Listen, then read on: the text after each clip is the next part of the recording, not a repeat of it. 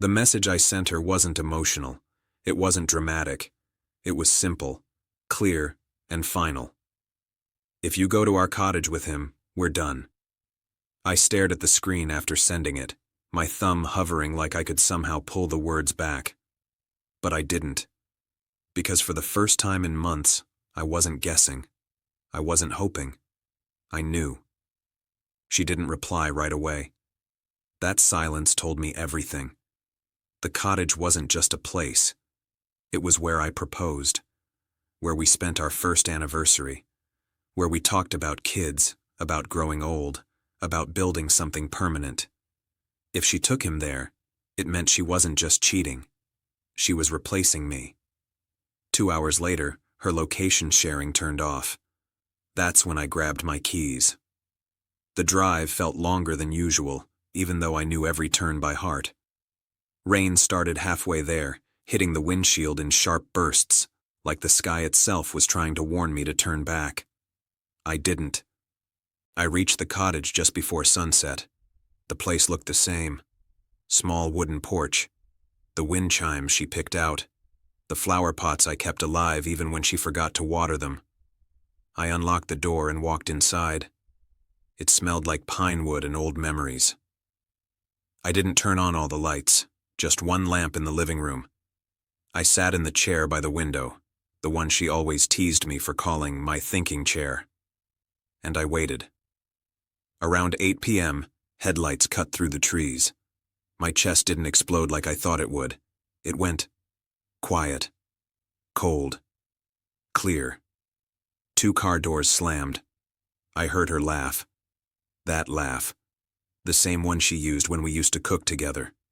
When we used to dance in this living room. When I thought I was her whole world. Footsteps approached the porch. Keys rattled. The door opened. She stepped in first, still smiling, still mid-sentence. And then she froze. Behind her, he nearly walked into her back. We stared at each other for what felt like minutes, but was probably seconds. Her face drained of color so fast it almost looked unreal. "You," she whispered. I stood slowly. "I warned you." The guy behind her shifted awkwardly, looking between us like he suddenly realized he had walked into something much bigger than a secret trip. "I think you should leave," I told him calmly. He didn't argue, didn't posture, didn't say anything. He just backed up slowly and disappeared out the door. The sound of his car starting felt like punctuation. She stepped inside fully, closing the door behind her like maybe, somehow, we could still contain the damage inside these walls. "I was going to tell you," she said quickly. "I just needed time." I laughed once, not loud, not cruel, just tired. "You turned off your location." She swallowed. "I didn't think you'd actually come here." "That's the problem," I said quietly. "You stopped knowing me a long time ago." Tears started forming in her eyes. Real ones. But they didn't move me like they used to. "I didn't mean for it to go this far," she said. "You packed a weekend bag," I replied. "You drove 3 hours. You brought him to the place we built together. This didn't go too far. You walked it here step by step." She sank onto the couch, shaking. I was confused. I felt trapped. I thought maybe if I just... "No," I cut in, not yelling, just firm. "You don't get to rewrite this into confusion. This was a choice." The cottage felt smaller suddenly, like the walls themselves were closing in around the truth. "I still love you," she whispered. I nodded slowly. "Maybe you do, but not enough to protect us." Silence filled the room. The wind chimes outside started moving again, the soft metal notes drifting through the open window. "I can fix this," she said finally, desperate now. "Please, just don't end this here."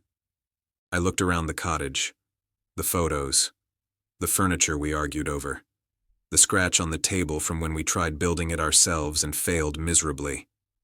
And I realized something. This place wasn't ruined because she brought him here. It was ruined because I would never be able to sit here again and not picture tonight. I already ended it, I said softly. When I sent that message, I meant it. She broke then. Fully. Crying into her hands.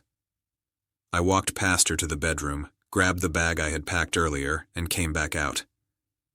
You planned a weekend, I said, setting the key on the table. You can have it. She grabbed my arm as I walked toward the door. Please don't leave like this. I gently pulled away. You already left. I'm just catching up. Outside, the air felt colder, cleaner. I didn't look back when I got into my car, not when I started the engine, not when I drove down the long dirt road that used to feel like a path home. That night didn't destroy me. It clarified everything. Sometimes love ends loudly. Sometimes it ends with a warning that someone chooses to ignore. And sometimes the strongest thing you can do is keep your word, even when it breaks your heart.